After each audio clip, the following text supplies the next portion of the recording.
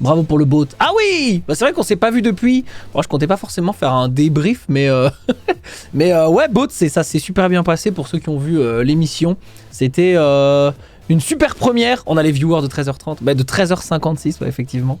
Donc ouais, bot incroyable. J'ai vu beaucoup de retours très positifs et ça a été beaucoup de travail, c'est vrai, mais vraiment un super grand plaisir et surtout tous les participants étaient super contents de revenir. Enfin de venir pardon, et ils m'ont même dit est-ce qu'il y a des fois on pourra revenir tu penses et tout. Et je trouvais ça trop cool. J'ai pas pu voir Bot en entier, mais il n'y a pas la rediff sur Twitch. Alors ouais, en gros la rediff elle est sur France TV Slash, sur la chaîne Twitch de France TV Slash, gratuite et accessible en illimité, et elle sera sur le YouTube aussi de France TV Slash, et elle y est déjà, en fait elle y est dès le soir même et gratuitement. Et voilà, c'est un petit peu une coprod, donc il y a des trucs qui seront sur ma chaîne, des trucs qui sont sur leur chaîne. En tout cas, le direct est sur ma chaîne, lui. Et voilà. Le VIP faisait peur, mine de rien. Ah ouais, bien sûr. Hein. Mintos à toutes les éditions. Ah, pas sûr. Hein. Pas sûr. Bravo aux équipes, franchement, j'ai passé 2 heures géniales. Ouais, bah ça fait grave plaisir. Hein. C'est vrai que, évidemment, il y a plein de trucs à revoir. Hein. Nous aussi, il y a même des trucs qui ne se sont pas passés comme prévu dans l'émission, des questions qu'on a zappé un peu en last minute parce qu'il y avait des problèmes techniques également. Enfin, il y a eu plein de soucis et il y en aura à chaque émission, bien sûr, puisque c'est du direct, hein, du vrai direct. Donc évidemment, ça va être grave cool. Hein. Franchement, ça va être trop bien. J'ai déjà hâte dans 2 semaines, puisque la prochaine c'est le 28 novembre, c'est dans longtemps. Hein. C'est dans longtemps, mais ça va arriver vite. Trop hâte de t'entendre en parler. Long débrief en nocturne, sacré prod concept. Ouais, bah franchement, ça faisait longtemps que je voulais faire ça. Ça faisait très longtemps que je voulais faire ça. Moi, j'adore animer des émissions comme ça, et ça faisait longtemps que j'avais pas animé une émission un petit peu dans ce genre-là. Évidemment, j'avais fait 2-3 trucs très vite fait, mais un concept entier à ma petite sauce avec mes petites équipes. Ça faisait vraiment longtemps. Et c'est grave cool. Incroyable émission, très étonnée du viewership avec une super rétention sur la soirée, franchement. Alors c'est vrai qu'il y a eu beaucoup plus de monde que ce qu'on croyait. Pour être tout à fait honnête, moi je disais j'aimerais que ça fasse au-dessus de... Je disais en dessous de 15 000, je considérais que c'est un flop, puisque les bons in dimanche font plus de 15 000, on va dire. Font 15 000. Et je disais si on fait au-dessus de 25 000, pour moi c'est un succès. Et bah ça a fait 46 000 je crois, on m'a dit. Donc vraiment trop cool, je suis trop content. Vraiment ça fait grave plaisir de voir que l'accueil a été très positif. Et surtout les viewers sont restés, c'est pas comme si on avait fait un pic et que ça avait descendu tout de suite. Non, les gens sont restés sur l'émission tout le long. Et c'est cool, beaucoup de DRL en ce moment entre Table Quest et Bot, entre autres, ça tue. Ouais, après attention, hein, je reste quand même dans le jeu, soit le jeu de rôle, soit le jeu quiz. J'aime bien moi... J'aime bien rester dans un truc qui a un support de jeu toujours. Je trouve ça vraiment bien. Et le combo Bot et Table Quest la même semaine. Ouais, alors ça c'est vrai, comme je disais, ça c'est pas prévu, mais enfin je veux dire, ça c'est pas combiné forcément en faisant exprès, mais effectivement toutes les semaines, toutes les 2 semaines, il y aura Bot suivi de Table Quest. Et c'est vrai que ça fait des grosses semaines, puisqu'on prépare aussi un peu Table Quest en même temps, enfin moins que Alpha bien sûr ou Linkus qui sont très impliqués dans l'émission plus que nous, mais on re-regarde quand même nos persos, etc. Et voilà, donc ça fait plaisir. Si on m'avait dit que Juice se ferait battre par le nez de Ponce, un petit teasing pour les prochains passagers. Non, pas de teasing pour les prochains passagers, évidemment. Après, ce sera peut-être pas forcément tout le temps des passagers. Hein. Il y aura peut-être d'autres manières d'avoir des surprises. C'est pas forcément toujours la même chose. Mais parce qu'il y a des trucs que vous avez vus sur la première émission qui reviendront pas ou qui reviendront moins, etc. J'ai l'impression qu'il n'y a pas eu assez de pub par contre. Je suis littéralement tombé dessus sans faire exprès. Après, je suis peut-être pas le plus informé. Bah en fait, moi, chaque fois qu'on organise des événements, je vois toujours des gens dire « Ah, mais j'en ai jamais entendu parler, comment ça se fait ?» Mais en fait, comme je dis toujours, bon déjà 46 000 viewers, c'est très rare que je fasse des streams qui fassent plus de, on va dire, 15 ou 20 000 viewers. C'est vraiment extrêmement rare. Ça arrive moins de 10 fois dans l'année, on va dire.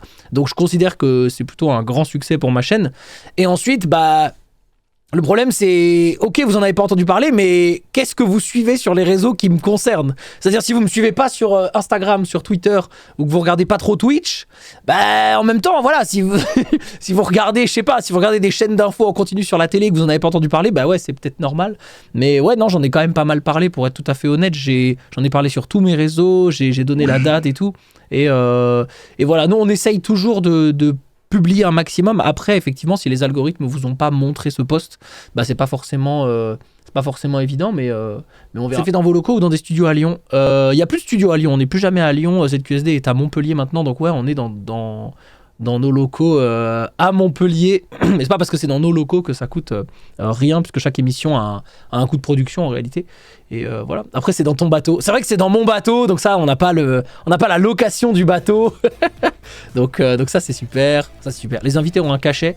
Alors, ils ont pas vraiment un cachet, les invités, mais en gros, ils ont un montant qui est égal pour chacun, qui correspond à comment dire, je sais pas comment vous expliquer, mais en gros j'appelle pas ça un cachet parce que c'est en dessous de ce qu'il pourrait prendre pour une OP d'un jeu, mais c'est plus qu'un défraiement. Donc il y a un petit cachet, on va dire, voilà. Mais il y a défraiement, c'est évidemment pris en compte, on les loge et on les déplace quand c'est nécessaire, et après il y a un petit cachet, voilà, c'était pour pas faire zéro, parce que j'aime pas le fait que ce soit zéro, mais à la fois on pouvait pas se permettre de payer tout le monde à la hauteur d'une OP, etc. Et en plus, on voulait pas faire un truc où chacun a des tarifs spéciaux en fonction de sa fanbase, etc. Donc tout le monde est payé pareil. Mais c'est pas vraiment un argument pour faire déplacer les gens, surtout les grosses têtes, on va dire. Mais voilà, au moins c'est pas rien du tout. C'est déjà mieux que rien. On va dire. Tout le monde reçoit 2 balles et un Mars. Non, c'est un peu plus que 2 balles quand même. C'est un peu plus que 2 balles. Zerator, c'est juste mon avis, Boat, c'est pas nul, mais pas fou non plus. Ah bah de toute façon, c'est sûr et certain qu'il y a des gens qui vont détester l'émission et d'autres qui vont trouver ça moins bien et d'autres qui vont trouver ça génial. En fait, cette émission, elle a pas pour vocation de plaire absolument à tout le monde, déjà parce que c'est impossible, et ensuite parce qu'elle est quand même très très particulière. On a une émission avec un enjeu qui est ce que vous avez vu, qui est orienté niveau questions et niveau édito, avec des invités, bon certes qui vont changer, mais si vous n'êtes pas forcément fan des invités qui vont arriver, bah ça peut moins vous plaire, etc. Donc attention, hein. Attention, c'est pas du tout un truc où je dis bah venez voir, vous allez tous vous marrer, c'est super. Sachant que j'ai vu des gens qui me disaient ah c'est dommage d'avoir invité des gens qu'on voit tout le temps avec toi sur l'émission et tout. Mais en fait, faut bien comprendre que Boat, pour moi, c'est une émission qui va durer dans le temps. Moi, j'aimerais qu'on se parle dans 20 émissions et qu'on dise bon bah voilà, il y en a eu 20, je sais pas s'il y en aura 20, mais j'aimerais. Et il faut bien comprendre que pour la première émission, j'en avais déjà parlé en live, mais je le répète, pour la première émission, je voulais prendre des gens qui sont un petit peu plus proches de mon cercle, parce que on était aussi sur un essai, donc il faut des gens qui nous fassent confiance, etc. Mais vous allez voir que dès la deuxième émission qui va avoir lieu, donc le 28, c'est ça, on a des gens qui streament un peu moins avec moi. Évidemment, on va rester sur, pour l'instant, des gens qui sont autour du streaming, etc. Mais je pense que vous verrez que c'est des gens avec qui je stream un peu moins. Et l'idée, c'est d'avoir des gens qui, la plupart du temps, peuvent venir de différents horizons pour l'instant du streaming. Et après, pourquoi pas élargir sur plein d'autres milieux. Moi, ça me plairait beaucoup. Et on essaie de verrouiller les invités un petit peu à l'avance aussi, parce que y a des fois, vous voyez typiquement le thème Pizza Pass qui a été écrit parce qu'on avait une équipe un petit peu côté italienne, etc. Et en plus, il faut faire les présentations des joueurs, il faut leur poser des questions. Voilà, vous avez vu, c'est quand même pas mal de travail, même en fonction des invités. On peut pas juste faire une émission et prendre tous les invités la veille, parce qu'il y a beaucoup de choses qui sont faites en fonction des invités. Également, et voilà. Tu vas réussir à faire venir Kamel? Ah, j'en sais rien. En tout cas, ce que je peux vous dire, c'est que si vous prenez genre le top 150 Twitch France, quasiment tout le monde est au courant que l'émission existe. On leur a tous demandé si ça les tentait de venir. Après, le problème, c'est évidemment le planning. Faut venir à Montpellier, faut venir un soir. Donc ça veut dire venir la veille, repartir le lendemain, etc. Donc tout le monde ne peut pas forcément faire ça. Et il y a énormément de gens qui nous ont dit bah pour l'instant je sais pas trop si je vais pouvoir venir, parce que c'est toutes les 2 semaines, les jeudis, etc. C'est pas évident. Mais voilà, tout simplement. Le problème sur Twitch, c'est que ça reste niche, les streamers n'invitent que des streamers. Alors faut bien que vous compreniez un truc aussi, parce qu'il y a un truc que vous savez peut-être pas. Il y a un truc que vous savez peut-être pas et que certains ne comprennent peut-être pas forcément. Mais et moi je le sais parce que je fais partie des gens qui organisent beaucoup de trucs et qui invitent beaucoup de gens. Il y a beaucoup de gens qui nous laissent en vue, ou qui répondent pas, ou qui s'en foutent, ou qui veulent pas venir.